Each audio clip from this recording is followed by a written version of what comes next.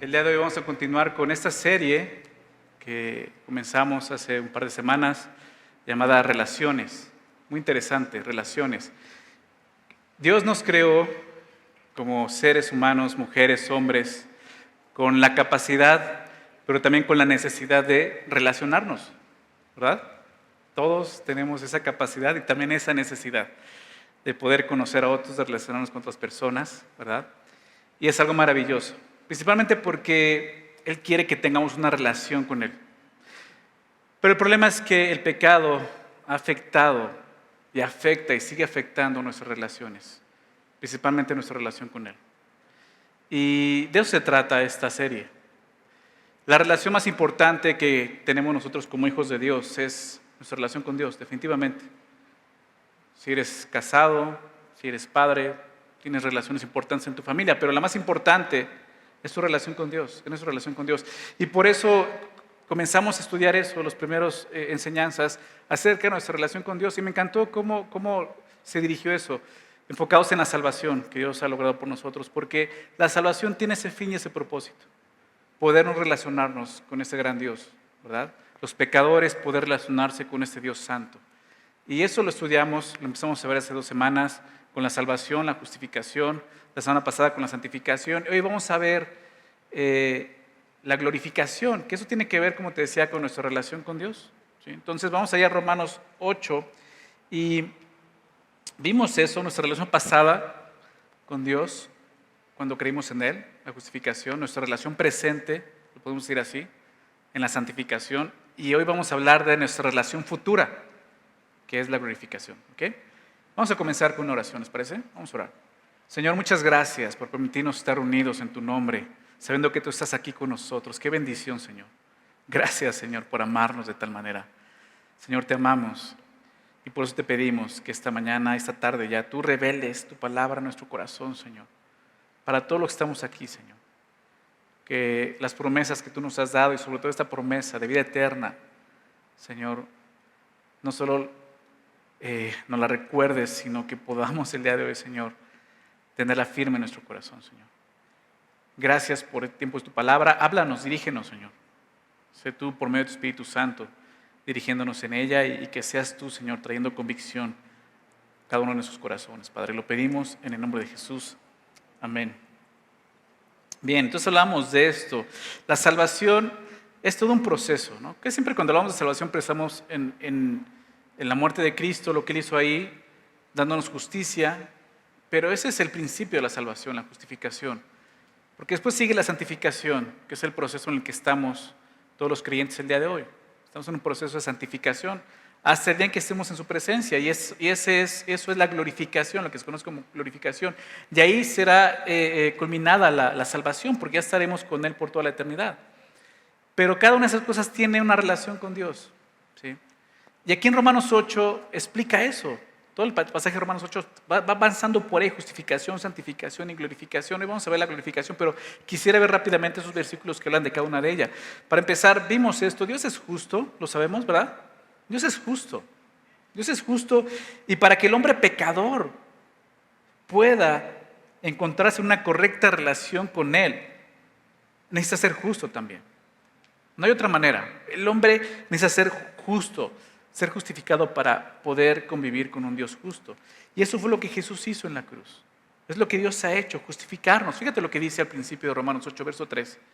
Dice así: porque lo que era imposible para la ley, ¿qué era imposible para la ley? Eso, justificarnos delante de Dios. Porque la ley realmente lo que hacía era condenarnos, mostrarnos que no había forma de que tú y yo pudiéramos justificarnos por nuestro esfuerzo. Ya estábamos condenados, pero la ley misma nos mostraba a Cristo, ¿verdad? Entonces dice, lo que era imposible para la ley, ¿por qué? ¿Porque la ley fallaba? No, por cuanto era débil por la carne. El problema está en nosotros. Pablo dice, miserable de mí, ¿verdad? Hay un problema dentro de mí, el problema está en mí, porque soy débil por la carne. Entonces es donde Dios actúa. No había nada que pudiéramos hacer nosotros. Dios, enviando a su Hijo en semejanza de carne de pecado. ¿Por qué en semejanza? Porque sí es hombre igual que nosotros, pero sin pecado. Por eso es semejanza de carne de pecado, y a causa del pecado, y aquí vemos el propósito. Jesús vino a causa del pecado, a terminar con el pecado. Por eso dice, condenó al pecado en la carne. En la cruz es lo que hizo Jesús. El pecado se va a quedar aquí. Propósito, verso 4. Para que la justicia, entonces sí, para que la justicia de la ley, justicia, se cumpliese en ¿quiénes? En nosotros. Que no andamos conforme a la carne, sino conforme al Espíritu, los creyentes. Para que la justicia de la ley se cumpliese en nosotros, para que podamos ser justos y podernos relacionar con un Dios justo. Pero también Dios es santo, ¿verdad? Y para que el justo pueda mantener una correcta relación con Dios, necesita ser santo igual que Dios. Por eso le dice ser santos, como vuestro Padre que está en los cielos santo. Y de la misma manera, la santidad es una obra que Él ha hecho, y lo vimos la semana pasada. Participamos, claro, pero es una obra que definitivamente viene de Él, porque toda la gloria es para Él. Fíjate lo que dice ahí en Romanos 8, verso 10. Pero si Cristo está en vosotros, está hablando de la presencia del Espíritu Santo, el Espíritu de Cristo en nosotros, el cuerpo en verdad está muerto a causa del pecado. Con Cristo está juntamente crucificado, ¿verdad? El cuerpo está muerto a causa del pecado, mas el Espíritu vive a causa de la justicia. Y si el Espíritu de aquel que levantó de los muertos a Jesús, el Espíritu de Dios, el Espíritu Santo, mora en vosotros, el que levantó de los muertos a Cristo Jesús, ¿qué va a hacer? Vivificará también vuestros cuerpos mortales por su Espíritu que mora en vosotros. Santificación. ¿Lo ven? Así que hermanos, deudores somos no la carne para que vivamos conforme a la carne, porque si vives conforme a la carne, moriréis, mas si por el Espíritu haces morir las obras de la carne, viviréis. Y es la santificación. Es necesario buscar la santidad para poder relacionarnos con Dios, ya como justos. Pero después viene una relación futura, que es la glorificación.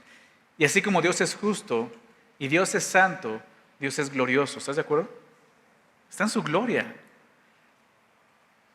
Y para que el justo, para que el santo pueda tener una correcta relación con Él en la eternidad, necesita ser glorificado. Y de eso es lo que hablaremos hoy, la glorificación de los hijos de Dios. Nuevamente es una obra que Dios va a hacer. Él va a glorificarnos a todos los creyentes.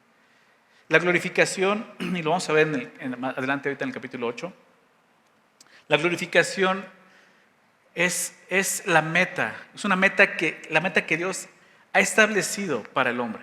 Esa es la meta, la glorificación, estar con Él. Es el propósito en la mente de Dios cuando dice en Hebreos capítulo 2, versículo 10, déjame leer eso. Y ahorita cantábamos eso. Fíjate lo que dice, Hebreos 2:10. Dice así, porque convenía a aquel por cuya causa son todas las cosas y por quien todas las cosas subsisten, está hablando de Dios, convenía a Dios que habiendo de llevar muchos hijos, ¿a dónde? A la gloria, ¿te das cuenta? Glorificación. Muchos hijos, y eso es lo que te decía. El propósito en la mente de Dios es llevar muchos hijos a la gloria. Muchos hijos, porque ahora somos sus hijos, ¿estás de acuerdo? Y dice el texto eso. Y dice, perfeccionase por aflicción al autor de la salvación de ellos. ¿De quién está hablando? De Jesucristo. El autor de la salvación, Jesús, fue el que la comenzó y el que la va a llevar a fin. Entonces, el propósito de Dios es llevar muchos hijos a la gloria. Porque ese es su anhelo. En un sentido absoluto, Dios es el único glorioso, es el único de gloria, es el Dios de gloria. Es el único digno de gloria. Y claro, cuando hablamos de gloria es un término muy abstracto, muy difícil de poder explicar, pero el sentido de esto, de la glorificación, tiene que ver con su presencia, habla de la gloria de Dios, su presencia. Porque gloria habla de un reconocimiento, darle gloria a alguien, su majestad, darle honra, darle gloria, también se usa de esa manera. Pero el sentido aquí es su presencia, su gloria, está hablando de eso. Y Dios está ahí en su gloria, pero nosotros no estamos ahí, ¿estás de acuerdo? Somos hijos de Dios, ya creemos en Jesucristo para salvación. Juan 1:12, más a todos los que le recibieron, los que creen en su nombre, les dio potestad de ser hechos hijos de Dios. Solo los que han puesto su fe en Jesús son hijos de Dios. Lo que dice la palabra de Dios. Y somos hijos de Dios. Es la realidad. Pero aún no estamos con Él. ¿Por qué? Bueno, hay un problema que lo conocemos. Y Romanos 3:23, un pasaje que seguramente conoces si estás discipulado en Navegantes, Romanos 3:23, dice así: por cuanto todos pecaron, ¿verdad? Todos hemos pecado. Y eso trajo una consecuencia, y la consecuencia es esta: y están destituidos de la gloria de Dios. ¿Te das cuenta de lo que está diciendo ahí? La palabra destituido habla de quedarte corto, de no alcanzar un objetivo. No llegaste, nadie alcanza eso. Estamos destituidos. No podemos alcanzar la gloria de Dios. Esa es la realidad. ¿Por qué? Porque hemos pecado. Hemos pecado. Y el pecado ha traído graves consecuencias a nuestra vida y a la vida de todo ser viviente. Toda la creación ha sufrido esto. Es lo que nos enseña ahí en Romanos. Entonces, es el problema. Pero Jesús ya vino a resolver eso y lo sabemos, ¿verdad? En la cruz, lo veíamos ahorita. Por causa del pecado, Jesús vino a resolver eso, a morir por nuestros pecados, para darnos vida eterna a todo aquel que en Él cree. Y si has creído, entonces tenemos esa esperanza. Pero aún no estamos ahí. Aún no estamos ahí. Seguimos en este mundo. Es verdad que nos quedamos cortos para alcanzar la gloria de Dios, pero en Cristo la promesa es que un día estaremos ahí. ¿Verdad? ¿Crees eso? Amén. Es la esperanza que tenemos. Y eso es la glorificación.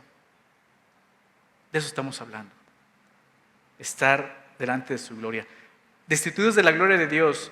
Para un judío era significativo, pero era muy claro lo que Pablo decía ahí. Porque la gloria de Dios representaba lo que te digo, su presencia. ¿Recuerdas en el desierto? Tabernáculo de reunión, precisamente era donde se reunía el pueblo con Dios, ¿verdad? Dios, su gloria descendía y se quedaba ahí en el tabernáculo, y Dios estaba con su pueblo y los dirigía. Hasta después que llegó al templo y descendió en el templo, y la gloria de Dios estuvo ahí con su pueblo. Y el pueblo judío se sentía orgulloso de eso. Dios con ellos. Una relación con Dios. Obviamente por medio de los sacrificios en ese entonces. Pero exactamente eso, cuando Pablo dice que estamos destituidos de la gloria de Dios. Ya no hay acceso. Nos quedamos cortos. El pecado ha hecho eso en nuestra vida. Sin embargo, en Cristo hay vida eterna y la promesa es esa, estar con Él en esa gloria, en su presencia. Eso es la glorificación. Dice, déjame leer esto en 1 de Juan capítulo 3, versículo 2, 1 de Juan 3, 2. El apóstol Juan escribe: amados, ahora somos hijos de Dios, como decía. Ahora somos hijos de Dios. ¿Has puesto tu fe en Jesucristo para salvación? Ahora eres hijo de Dios. Y te está hablando a ti esto. Amados, ahora somos hijos de Dios. Y aún no se ha manifestado lo que hemos de ser. Aún no, ¿verdad? Estamos aquí. Aún no. Pero sabemos que cuando Él se manifieste, cuando Jesús regrese por segunda vez, seremos semejantes a Él, porque le veremos tal como Él es. Seremos semejantes a Él en su gloria, ¿verdad? ¿Sabías que Jesús oraba por esto? Jesús le pedía al Padre esto, que nosotros los creyentes un día estuviéramos con Él. La promesa de Jesús también. En Juan 17, esta oración de Jesús antes de ir a la cruz, Él oraba a Dios y la oración comienza, tú recuerdas, pidiéndole esto al Padre: Padre, glorifica al Hijo para que te glorifique. ¿Recuerdas? Y de repente, en esa gloria de la que Jesús está hablando, pidiendo que sea glorificado en la cruz, para que un día esté en esa gloria que había tenido por los siglos junto con el Padre, en medio de eso Jesús habla de algo y dice: esta es la vida eterna, Juan 17:3, que te conozcan a ti, el único Dios verdadero, y a Jesucristo, a quien has enviado. Y es una relación con Dios. Eso es la vida eterna, conocerle. Y un día vamos a conocerle de una forma diferente. Ahora en parte conocemos, dice 1 Corintios 13, pero vendrá lo perfecto y lo conoceremos, un estado de perfección donde podemos estar con Dios en su gloria. ¿Te das cuenta? Y Jesús oraba por eso. Y en Juan 17, pero más adelante en el verso 24, Jesús pide esto al Padre: Dice Juan 17:24, Padre, aquellos que me has dado, los creyentes, aquellos que me has dado, quiero esto, Señor. Quiero que donde yo estoy, también ellos estén conmigo. ¿Te das cuenta? ¿Dónde está Jesús el día de hoy? ¿No está a la diestra de Dios? ¿No está en la gloria de Dios? Y dice eso. Donde yo estoy, también ellos estén conmigo. Para que vean, ¿qué cosa? Mi gloria que me has dado. Porque me has amado desde antes de la fundación del mundo. Para que vean mi gloria. Y ahí vamos a estar contemplando esa gloria, ¿te das cuenta? Es la promesa que tenemos. Glorificación. Ahora sí, Romanos 8, verso 18. Fíjate lo que dice el apóstol Pablo, teniendo en mente eso. Ya pasó por la justificación, santificación y dice, pero viene lo mejor. Viene lo mejor, ¿verdad?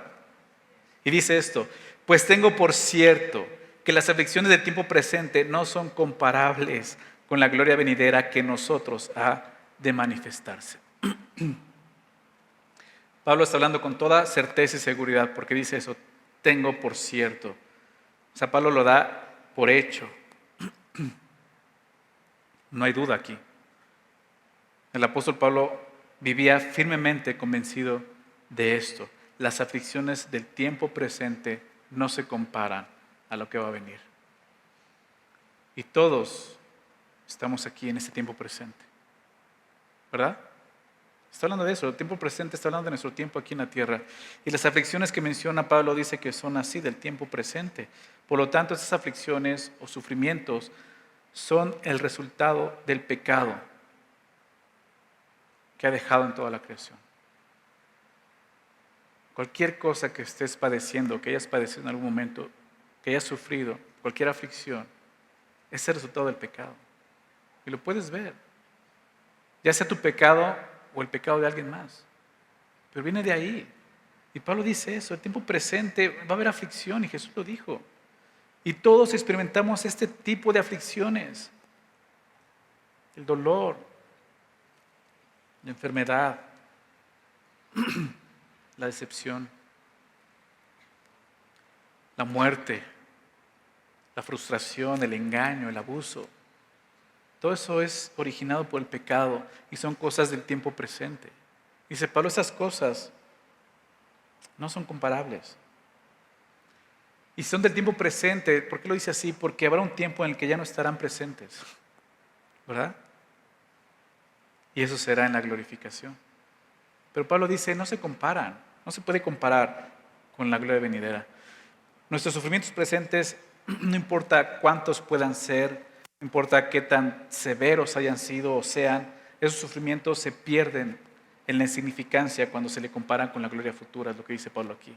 Y es como si pudiéramos, Pablo como si pudiera poner en una balanza la gloria futura, la glorificación. Imagínate, es una balanza, pones la gloria, cae el peso, toda la gloria, y empieza a poner peso del otro lado, con una balanza. Y pones los sufrimientos, pones enfermedades, pones dolor, como te decía. Quizás estés pasando por algo el día de hoy así. La muerte de un ser querido, sufrimiento, ponlo ahí. Y puedes poner el engaño, y puedes poner todo ese sufrimiento, desánimo, frustración, dolor, y la balanza siempre queda ahí. Es más pesado la gloria futura, ¿te das cuenta? Y puedes poner todo tu sufrimiento, dice, y no solo el tuyo, el de todo el mundo ahí. ¿En qué crees? La balanza va a seguir en la gloria futura. ¿Por qué? Porque Cristo murió en la cruz y llevó todo ese sufrimiento y todo ese dolor. Llevó nuestras enfermedades, nuestros dolores. Por sus llagas fuimos sanados. ¿Para qué? Para que tú y yo disfrutáramos un día de la gloria incomparable. ¿Te das cuenta de eso? Y es lo que dice Pablo, no se puede comparar.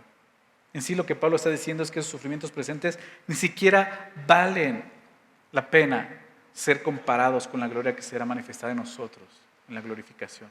Es lo que dice ahí. No se pueden comparar. Y piensa en eso. Yo sé que el dolor a veces es abrumador. El sufrimiento y la aflicción a veces son abrumadores. Nos abruman, nos rodean y dejamos de ver lo eterno. Y es un error. Y Dios quiere recordarnos esto el día de hoy. ¿Tienes una relación con Él? ¿Eres creyente en Jesucristo? ¿Has puesto tu fe en Él? ¿Has sido justificado? ¿Estás siendo santificado? Y hay una promesa de ser glorificado. Y no olvides eso. Lo que estemos sufriendo, padeciendo en esta vida no se compara, no se puede comparar con lo que viene. Esto apenas comienza. ¿Te das cuenta? Esto apenas comienza. La gloria venidera que en nosotros ha de manifestarse. Y este pasaje demuestra esto, que nosotros los creyentes no solo contemplaremos la gloria de Dios, sino que contemplándola participaremos de esa gloria y seremos juntamente con Él glorificados. ¿Qué es lo que dice el verso 17? Déjame leerlo. Si hijos, también herederos, herederos de Dios y coherederos con Cristo, si es que padecemos juntamente con Él, para que juntamente con Él seamos, ¿qué cosa? Glorificados. Y empieza a hablar de la glorificación. Pero es eso, juntamente con Él. ¿Qué quiere decir esto? Déjame empezar por decir qué es lo que no quiere decir. Que tú y yo estemos en esa gloria, seamos participantes de esa gloria, no quiere decir que tú y yo un día recibiremos gloria. Que un día la creación va a adorarnos. No. Quiere decir que un día tú y yo vamos a estar ahí, vamos a pertenecer a esa gloria, pero el único digno va a seguir siendo Dios. Pero tú y yo vamos a estar ahí, en su presencia, disfrutando de esa gloria, ¿te das cuenta? Ahí estaremos, la gloria venidera, dice Pablo, que nosotros ha de manifestarse. Pero de repente empieza a decir algo muy interesante en el verso 19 de Romanos 8. Porque el anhelo ardiente de la creación es el aguardar la manifestación de los hijos de Dios. Porque la creación fue sujeta a vanidad, no por su propia voluntad, sino por causa de que la sujetó en esperanza. Porque también la creación misma será libertada de la esclavitud de corrupción a la libertad gloriosa de los hijos de Dios. ¿Qué vemos aquí? La misma creación entiende esto. La creación gime, la creación espera esto. El anhelo ardiente de la creación es el aguardar la manifestación de los hijos de Dios. La gloria que será revelada, de la que venimos hablando, en los hijos de Dios, será tan maravillosa que la misma creación está en espera con un anhelo ardiente, dice el texto. Y esa palabra anhelo ardiente es muy interesante porque habla de velar con gran expectación, pero no solo eso, dice que con la cabeza erguida, o sea, estar viendo el objetivo y esperando a que suceda. Es como una noche que estás esperando, viendo el horizonte, esperando el amanecer, a que salga el sol, a que salga el primer rayo de luz y estás esperando en expectativa. No pierdes de vista el punto porque no quieres perder el primer rayo de luz. Así está la creación. Ese anhelo ardiente esperando esto. ¿En qué momento va a suceder? La creación entera anhela esto, la glorificación de los hijos de Dios. ¿Sabes por qué? Porque ese evento traerá libertad también a ellos. El pecado del hombre es la causa de los grandes males, no solo de la raza humana, sino también de toda la creación. Porque el universo entero ha sido afectado por eso, por el pecado del hombre. Es lo que vemos aquí. Y la creación está aguardando, está esperando con anticipación, pero también con mucha paciencia ese momento. Así es como tenemos que esperar nosotros la manifestación de los hijos de Dios. La palabra manifestar significa quitar la cubierta. La palabra en griego es apokalipsis, donde viene la palabra apocalipsis precisamente, la revelación. Y es lo que leemos en Juan 1:3, ¿recuerdas? Amados, ahora somos hijos de Dios y no se ha manifestado lo que hemos de ser, pero no se ha manifestado. Pero sabemos que cuando Él se manifieste seremos semejantes a Él, porque un día toda la creación sabrá quiénes son los verdaderos hijos de Dios, ¿verdad?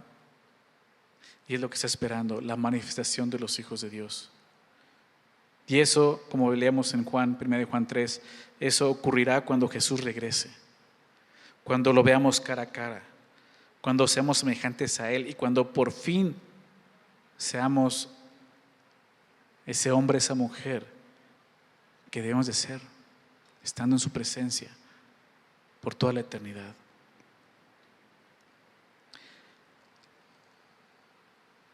Toda la redención del hombre, la salvación, tiene propósito de esto, la glorificación del hombre. Estar con Dios en su gloria. Participar de esa gloria. ¿Por qué? Porque eso habla de estar con Él por toda la eternidad. Sabemos que el estado de perfección del hombre antes de la caída era ese. Adán y Eva estaban con Dios, ¿recuerdas? Ellos se comunicaban con Dios, ellos se escondieron de Dios, ¿recuerdas? Se escondieron porque estaban en su presencia. Cuando pecaron se escondieron de Dios. Y eso trajo unas consecuencias. Ellos perdieron esa relación con Dios en el huerto de Edén por el pecado. Y Jesús viene a solucionar eso, llevando nuestro pecado en la cruz. Pero el fin es que un día estemos con Él y regresemos a ese estado de pureza, glorificación. De eso se trata la salvación. Y tú y yo tenemos que estar anhelando esto, como la creación anhela, porque ellos mismos serán libertados, como te decía. Dice el verso 20 de Romanos 8, porque la creación fue sujetada a vanidad, no por su propia voluntad, sino por causa del que la sujetó en esperanza. La creación fue sujetada a eso, a vanidad. Y se refiere a los resultados de la maldición sobre toda la creación. Génesis 1, vemos a Dios creando todas las cosas, ¿recuerdas? Cada día.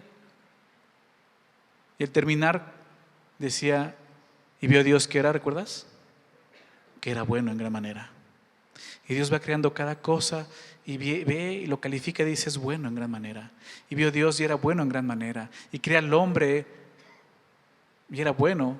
Bueno, dijo, no es bueno que el hombre esté solo, le haré yo de idónea. Y crea a la mujer. Y Dios crea una creación buena, con un propósito. Pero eso se pierde en Génesis 3 con la caída. Y cuando hablamos de la caída del hombre como Génesis 3, no hablamos de que el hombre tropezó en pecado y cayó, hablamos de la caída de un estado de perfección. Por eso se dice caída. El hombre está en un estado de perfección con Dios en la glorificación, ¿se dan cuenta? Bueno, en la gloria de Dios, en su presencia. Y todo era bueno, pero todo perdió el sentido por el pecado del hombre. Y eso está hablando aquí, la creación fue sujeta a vanidad. Y todo eso bueno se corrompió. Fíjate lo que dice ahí Génesis 3:17. Después de que el hombre peca, Dios le dice al hombre, por cuanto obedeciste a la voz de tu mujer y comiste del árbol que te mandé diciendo, no comerás de él. Fíjate lo que hace Dios. Maldita será la tierra por tu causa. Dios no maldice al hombre, ¿se dan cuenta? Dios maldice la creación. La sujeta a vanidad. Sí, con dolor comerás de ellas todos los días de tu vida, pero es por consecuencia del pecado. Pero Dios maldice la creación. Y ahí es donde la creación también pierde su propósito. Toda esa bondad que veíamos en el Génesis 1 se pierde, porque ha sido sujeta a vanidad.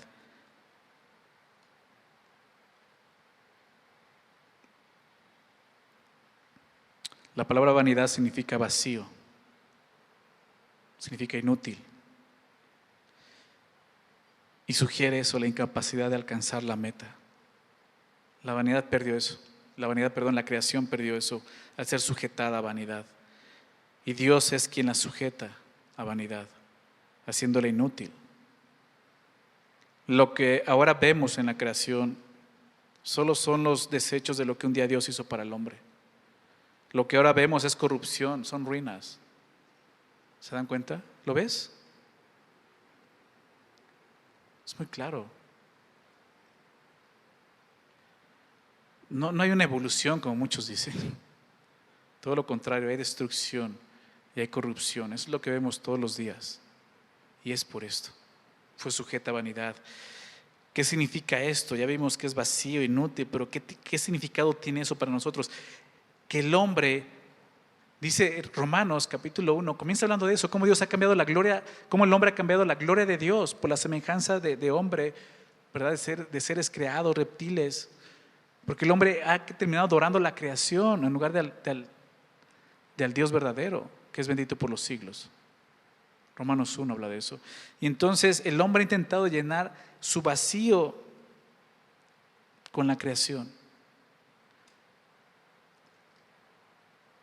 Creo que fue Pascal quien decía esto, ¿no? Que el corazón del hombre tiene un vacío enorme que solamente puede ser llenado con Dios. Sin embargo, el hombre intenta llenarlo con lo creado, pero es inútil, porque fue sujetada a vanidad. La creación ya no tiene nada que ofrecernos en cuanto a la gloria de Dios. El único que puede llenar ese vacío es Dios. Por eso el fin es estar con Él por la eternidad. Mientras sigas tratando de llenar tu corazón, ese vacío en tu vida con cosas de este mundo, te vas a dar cuenta que algo en tu interior continúa clamando y no se llena. Es hasta que uno le entrega su vida a Cristo cuando experimentas la plenitud que Dios desea que conozcas por medio de Él, por medio de Jesús. Y Dios empieza ya en nuestra vida hasta el día en que estemos delante de su presencia, en la glorificación. Pero la creación es inútil. Y dice que fue así, fue sujeta a vanidad, no por su propia voluntad. O sea, debemos de tener en cuenta esto, no fue por su propia voluntad, no fue por su propia elección. O sea, no fue por su propia culpa que la creación se fue sujetada a esa maldición. La creación no pecó, fue el hombre. Fue nuestra culpa.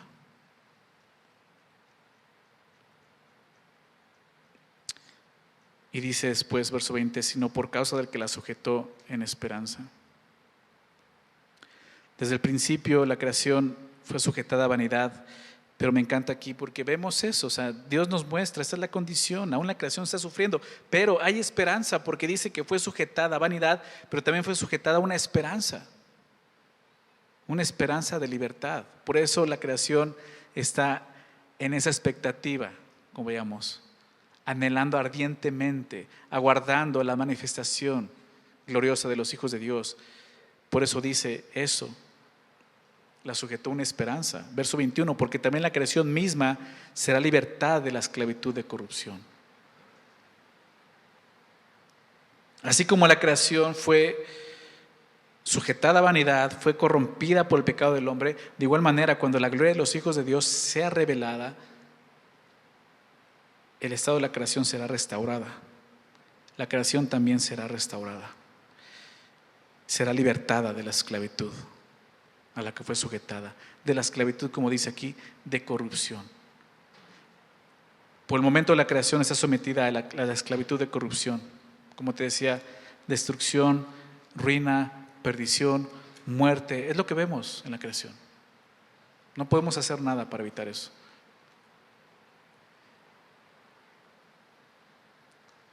La muerte es real, ¿verdad? ¿Te has dado cuenta de eso? Es real. Los seres humanos mueren, morimos, pero también los seres vivos mueren, y es por eso. Cada cadáver en descomposición habla de la esclavitud, de la corrupción que vemos aquí. Esta es la ruina que ha causado el pecado del hombre. Esa es la realidad.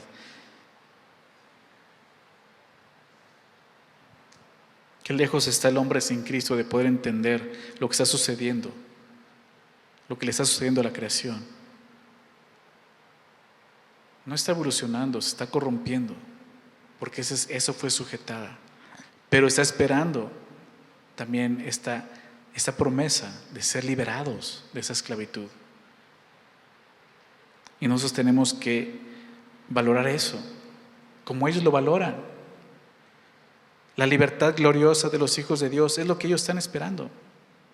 A la libertad gloriosa de los hijos de Dios. En el momento en que la creación será libertada de la esclavitud de corrupción, será en ese momento, en la manifestación de los hijos de Dios. La libertad gloriosa, como vemos ahí. Y se refiere al momento en que todos los creyentes sean libertados del pecado, libertados de la carne, libertados de su propia condición humana. En ese momento comenzaremos a participar por la eternidad de la presencia gloriosa de Dios. Cuando Dios vista a todos sus hijos con su misma gloria. Porque así es como va a ser. Acompáñame por favor a 1 Corintios, capítulo 15.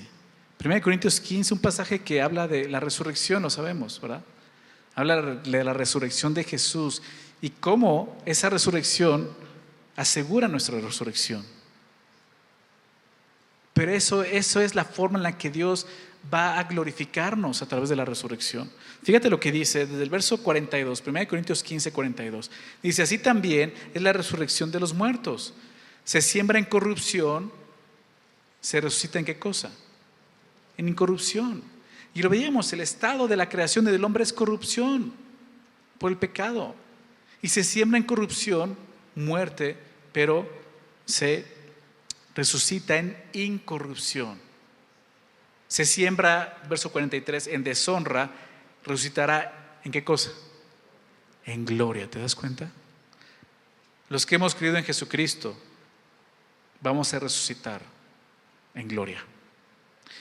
Realmente lo que la palabra de Dios enseña es que todos los hombres, bueno, excepto los creyentes que estén vivos en la venida del Señor Jesús, pero todos van a resucitar, aún los que no han creído en Jesús, pero ellos resucitarán para condenación.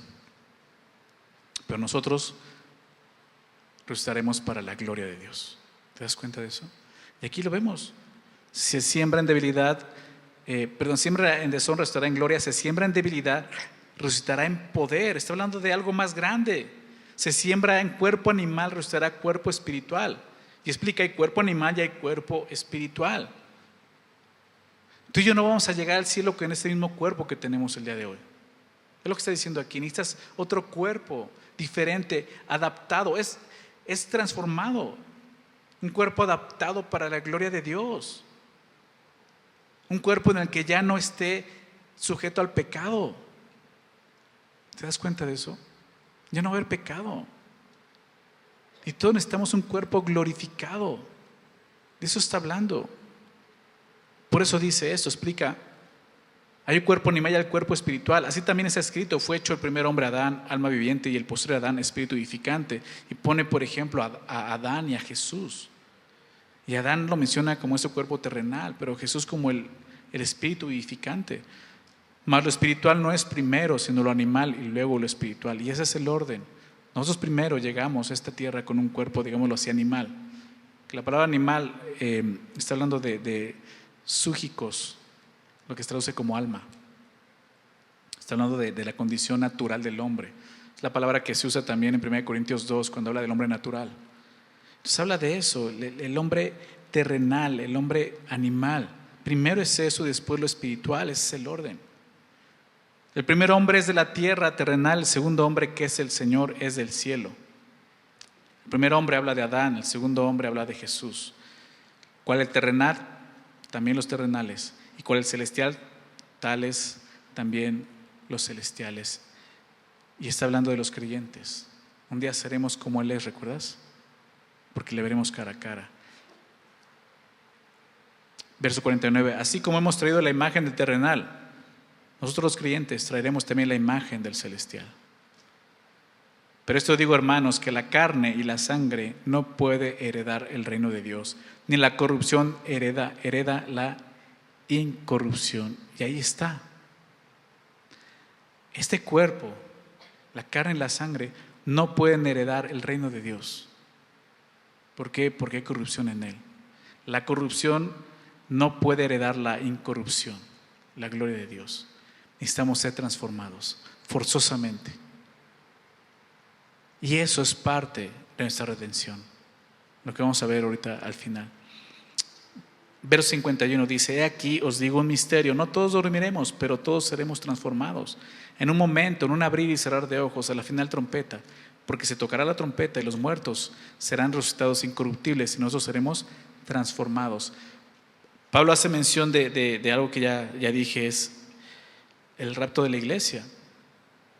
Es el misterio que dice, no todos van a dormir, hablando de la muerte. Para el creyente es un estado, Pablo lo dice así, como si durmieras, porque un día vas a despertar a la gloria de Dios, vas a estar más vivo que nunca, ¿verdad? Pero los que estamos esperando al Señor Y así tenemos que vivir, porque Pablo se menciona entre ellos. ¿Te das cuenta? Él dice,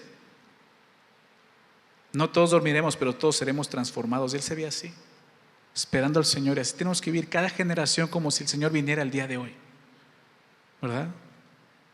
Y si va a haber una generación que no va a morir, que va a ser transformada. Nosotros seremos transformados.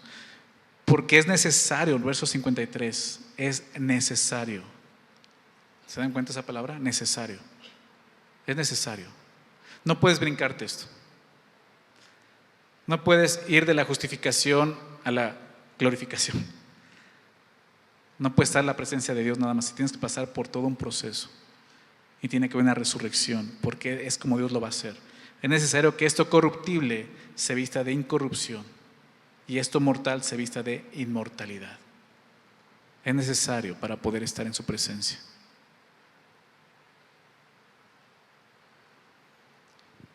Este cuerpo no puede heredar, no puede estar en la presencia de Dios, no puede estar en la gloria de Dios. Tenemos un ejemplo claro de esto, el profeta Isaías. ¿Recuerdas Isaías 6? Él tiene una visión de estar delante del trono de Dios y él se ve en el trono de Dios y ve la gloria de Dios y lo primero que dice es: soy hombre muerto, porque he visto a Dios en su trono, he visto su gloria. Y él no entendía eso. Él entendía, este cuerpo no puede ver a Dios, porque su santidad y su gloria consumirían nuestro cuerpo de pecado. Por eso es necesario que seamos transformados. Y Pablo termina diciendo aquí el verso 54 de 1 Corintios 15: y cuando eso corruptible se haya vestido de incorrupción, necesitamos ser vestidos de incorrupción, y eso es la glorificación, y esto mortal se haya vestido de inmortalidad, entonces se cumplirá la palabra que está escrita: sorbida es la muerte en victoria, será la redención completada. Ya no habrá muerte. Entonces, regresando a Romanos 8, así es como Dios va a hacer esto. Así es como lo va a hacer. Una libertad gloriosa de los hijos de Dios con un cuerpo glorificado. De eso habla 1 Corintios. Verso 22, fíjate lo que dice ahora. Porque sabemos que toda la creación gime a una, y aún está con dolores de parto hasta ahora. Y no solo ella, sino que también nosotros mismos, que tenemos las primicias del Espíritu, nosotros también gemimos dentro de nosotros mismos, esperando la adopción, la redención de nuestro cuerpo. Y lo que está diciendo aquí es que así como la misma creación gime de esta manera, nosotros también gemimos. Los creyentes esperamos esto. Y esa es nuestra esperanza. La creación gime, dice, sabemos que toda la creación gime a una. Un gemido es una expresión de angustia, de dolor, ¿estás de acuerdo? Desde el pecado de Adán, la maldición permanece sobre la tierra y la creación gime porque está lejos de Dios. Gime, dice, y aún está con dolores de parto hasta ahora. Y nuevamente vemos, si hay un dolor, pero hay una esperanza. ¿Por qué? ¿Qué significa esto? Aún está con dolores de parto. Los dolores de parto forman parte del anuncio de una nueva vida, ¿estás de acuerdo? Las mujeres lo saben bien, son madres. ¿Recuerdas los dolores de parto? Pero cuando llegó esa nueva vida, te olvidaste de los dolores, ¿no? Hasta que quisiste tener otro más. Otros dos. Es increíble. Eso está pasando. Las aflicciones del tiempo presente no son comparables. ¿Me explico? Recuerda eso. La creación dice, hay gimo por el dolor y la corrupción en la que estoy sujeta, pero son dolores de parto. Hay esperanza. Va a haber una vida. ¿Te das cuenta de eso? Y así tenemos que vivir. Por eso dice, y no solo ella, verso 23, sino que también nosotros mismos, los creyentes, está hablando de ello porque dice que tenemos las primicias del Espíritu. Y las primicias del Espíritu se refiere al Espíritu como la garantía del cumplimiento de las promesas de Dios. Y la más grande promesa de Dios es esta: estar un día con Él en la eternidad, en su gloria. La glorificación es una promesa de Dios. Y dice esto: nosotros también, que tenemos el Espíritu, nosotros también gemimos dentro de nosotros mismos. ¿El día de hoy sientes eso? Este gemido sí habla del dolor, pero también habla de esa esperanza que tenemos. No solamente es dolerse por las aflicciones del tiempo presente, sino es sentir ese dolor de decir, ya quiero estar ahí. ¿Lo sientes?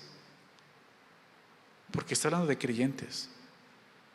Nosotros gemimos dentro de nosotros mismos, esperando ¿qué cosa? La adopción. ¿Te das cuenta? La redención de nuestro cuerpo. En el creyente verdadero hay un dolor y un gemido natural, que es por esto, la redención de nuestro cuerpo. Y te hablaba exactamente de esto. La salvación incluye esto: justificación, santificación y glorificación. Porque dice, esperando la adopción, y dices, bueno, la Biblia enseña que ya somos hijos de Dios, somos adoptados hijos de Dios. Es más, versículo 15, fíjate lo que dice: pues no haber recibido el espíritu de esclavitud para estar otra vez en temor, sino que haber recibido el espíritu de adopción, por el cual clamamos, Abba, Padre. Entonces, ¿cómo dices que esperamos la adopción si ya somos adoptados hijos de Dios? Bueno, aquí nos está explicando eso exactamente.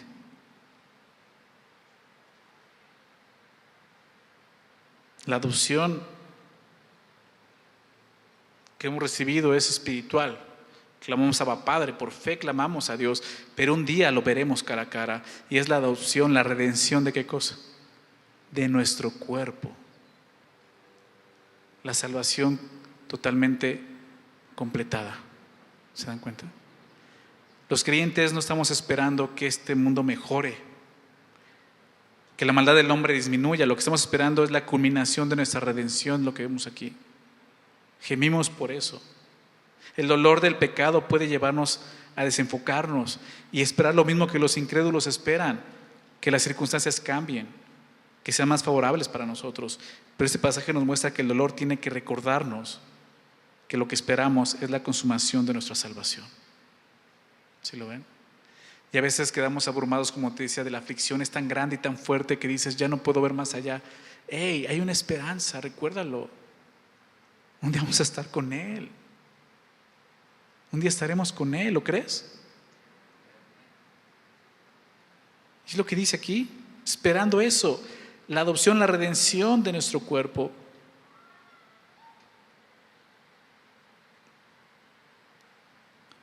Entonces hay una esperanza tanto para la creación como para nosotros.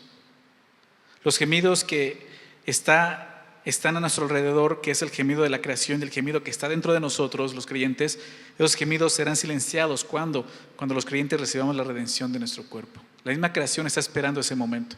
Es la glorificación, la redención de nuestro cuerpo. Pablo exclamó y dijo en Romanos 7, y así es donde comienza este pasaje de Romanos 8, ¿verdad? Después del 7 sigue el 8, ¿estás de acuerdo? Bueno, Romanos 7 termina diciendo, miserable de mí. ¿Recuerdas? ¿Quién me librará de qué cosa? De este cuerpo de muerte. Pablo llegó a la conclusión, Romanos 7, hay esta ley, que el pecado está en mis miembros, está en mi cuerpo, el problema está aquí. Y mientras que esté aquí voy a batallar con eso, santificación, aunque ya sea creyente. Pero un día, el cual estamos esperando, vendrá la redención de nuestro cuerpo, la glorificación. El cuerpo, que es la humanidad del creyente, es lo que falta por ser redimido, y eso se cumplirá en la glorificación. Esa es nuestra esperanza. Pero ¿cómo estamos viendo esa esperanza el día de hoy? ¿Cómo la estás viendo? A lo mejor ni siquiera te acordabas de eso. Pablo dice esto ahí, para terminar, dice el verso 24, porque en esperanza fuimos salvos, pero la esperanza que se ve no es esperanza, porque lo que alguno ve, hay que esperarlo. Pero si esperamos lo que no vemos, con paciencia lo guardamos. ¿Qué está diciendo? Porque en esperanza fuimos salvos. Ahí está, es por fe la salvación, por gracia, por medio de la fe. Vivimos en la fidelidad de Dios, confiando en Él, en sus promesas. La salvación es una promesa que va a llevar a cabo y un día estaremos con Él. Para Él ya ocurrió, ya sucedió. Él ya nos ve glorificados, ¿sabías? Fíjate lo que dice el verso 30 de este capítulo, Romanos 8:30. A los que predestinó, dice, a esos también llamó. Y a los que llamó, a esos también justificó. Y a los que justificó, a esos también glorificó. Tiempo pasado. Para Dios ya sucedió. Qué increíble, ¿no?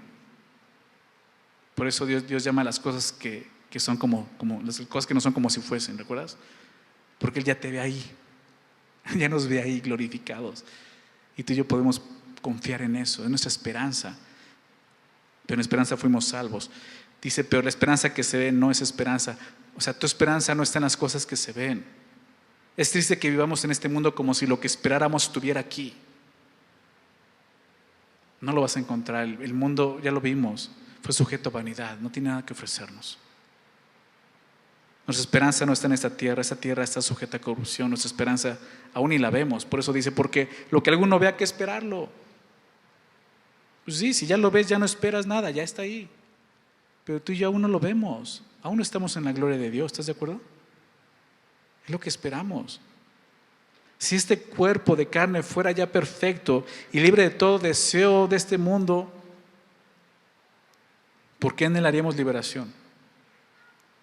¿Por qué no estamos ya en la presencia de Dios participando de su gloria? Pues porque aún no sucede, lo seguimos esperando. Y no debemos de olvidar eso, es lo que estamos esperando. Verso 25, pero si esperamos lo que no vemos, con paciencia lo aguardamos. Y así tenemos que hacerlo. Nuestro anhelo no está en el presente, nuestro anhelo está en lo eterno. Y quiero recordarte que estamos esperando el día de hoy. Sí, la glorificación, pero ¿qué significa eso? Acompáñame a Apocalipsis capítulo 21, por favor. Al final de tu Biblia, un capítulo antes del final, capítulo 21. Apocalipsis 21.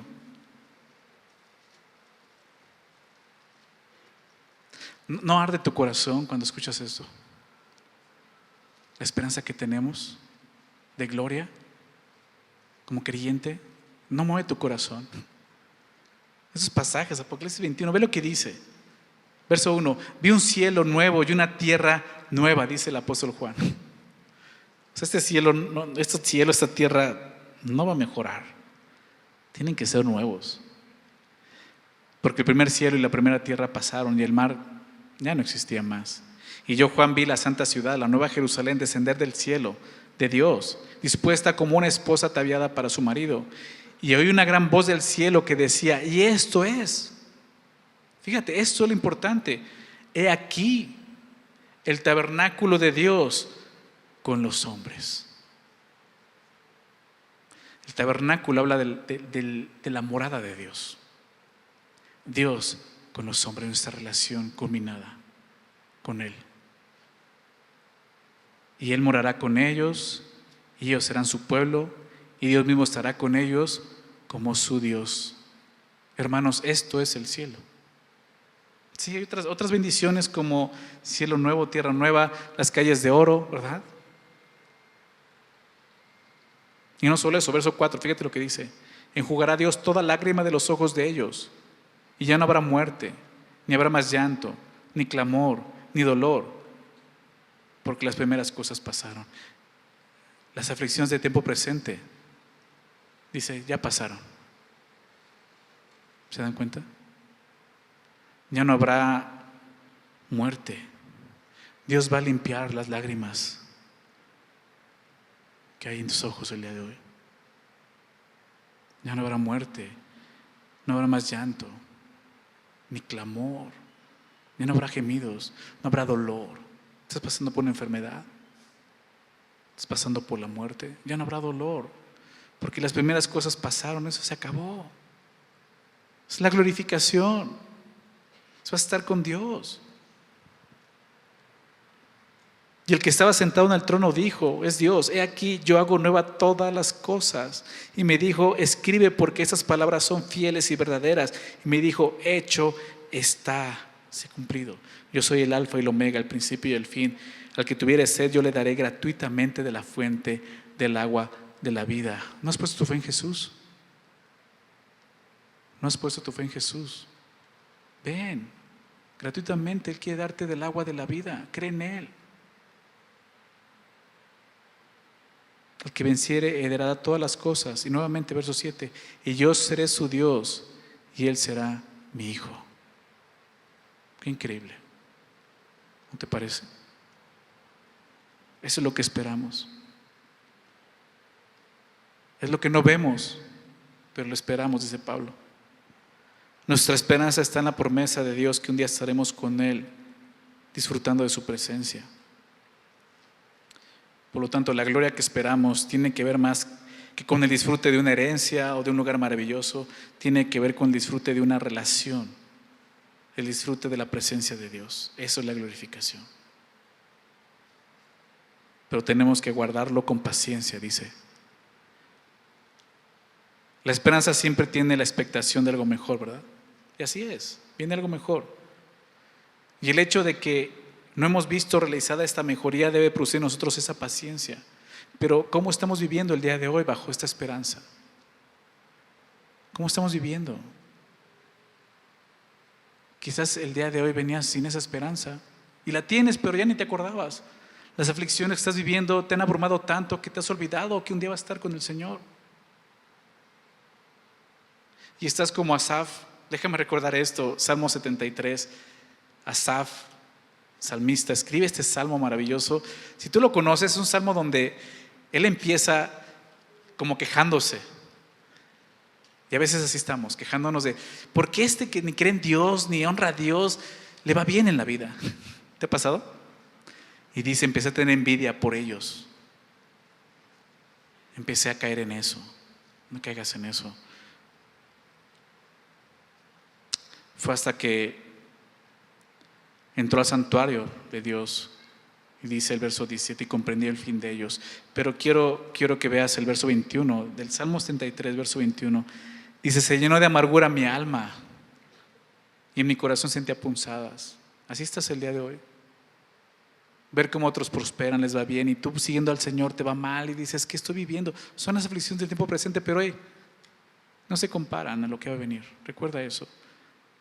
Y puedes estar así, y hasta se sentía así, decía, estaba ya amargada, mi alma estaba amargada, en mi corazón sentía punzadas. Dice, tan torpe era yo, y ese es el punto.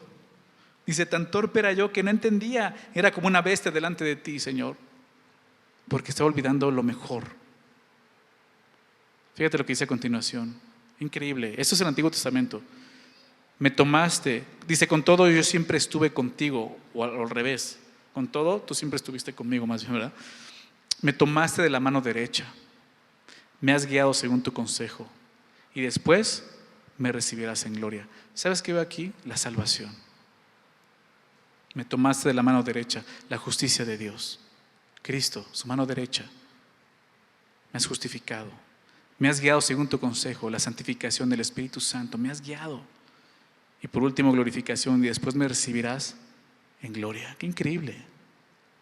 Cuando entendí eso, cambió todo. ¿Y sabes qué dice? Lo siguiente, verso 25. ¿A quién tengo yo en los cielos sino a ti? ¿Puedes decir eso?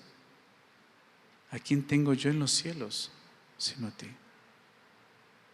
Hay muchos motivos por el cual anhelar el cielo, es cierto. Muchos. Son buenos, son correctos. Pero hay uno principal. ¿Puedes anhelar el cielo porque no quieres ir al infierno? Sí, es válido. ¿Puedes anhelar el cielo porque es un lugar maravilloso? Imagínate calles de oro. Sí. ¿Puedes anhelar el cielo porque ahí van a estar tus seres queridos que creyeron en Jesús y los vas a volver a ver, que ya murieron y después volver a ver? Claro que sí, pero el principal es esto, porque Dios está ahí. Por eso dice, ¿a quién tengo yo en los cielos sino a ti? Señor, no me interesa otra cosa más que tú. Y quiero estar ahí porque tú estás ahí, porque tu gloria está ahí. ¿Se dan cuenta? Y el salmista termina diciendo esto: fuera de ti nada deseo en la tierra. Y así tenemos que vivir. Todo lo que este mundo puede ofrecernos, recuérdalo, es inútil. Fue sujetado a vanidad. No tiene nada que ofrecernos. Fuera de ti nada deseo en la tierra. Mi carne y mi corazón desfallecen. Sí, podemos sentirnos así por las aflicciones. Mas la roca de mi corazón y mi porción es Dios para siempre. Esta es la promesa. Esta es nuestra esperanza. Aguardémosla con paciencia, no olvidándonos de ella. Esto apenas comienza, familia. Esto va a pasar. Dentro de 100 años, ¿dónde vas a estar? ¿Dónde vas a estar? Yo en su gloria. Y espero verte ahí. Vamos a orar, ¿ok? Señor, muchas gracias por tu palabra. Gracias por tu bendita salvación. Gracias por haber enviado a Jesús a cumplir el castigo que merecíamos nosotros al morir en la cruz por nuestros pecados. Lo que era imposible para la ley, tú lo hiciste posible enviando a tu Hijo a morir por nosotros, para que fuésemos justos, pero también para santificarnos, y por último para que un día estemos en tu gloria y seamos glorificados. Eso es lo que viene, Señor, y gemimos dentro de nosotros mismos esperando ese momento, la adopción, la redención de nuestro cuerpo. Gracias por recordarnos el día de hoy esta promesa, Señor. Gracias, Señor, porque quizás algunos no lo sabíamos, no lo estamos considerando. Quizás otros lo habíamos olvidado por tanta aflicción en este mundo, por tanta corrupción que vemos. Y nos olvidamos que tú estás en el cielo, en tu gloria, y que un día estaremos ahí. Gracias, Señor. Ayúdanos, Señor, a poner esa esperanza, Señor, en nuestra mente y en nuestro corazón, para que podamos decir junto con Asaf: aquí tengo yo en los cielos sino a ti, y fuera de ti nada, nada deseo en la tierra. Así, Señor, que nuestro corazón, nuestra mente solo estén en lo eterno, Señor. Ayúdanos, Señor. Y aquellos que no han creído, Señor, yo te pido que el día de hoy sea el día de salvación para ellos, que el día de hoy puedan tener esta esperanza viva en sus corazones, Señor, y que puedan vivir de esta manera. Señor, gracias por tus promesas que serán cumplidas, porque eres fiel, Señor. Descansamos en ellas, Señor, y sabemos que así será. Gracias te damos en el nombre de Jesús. Amén.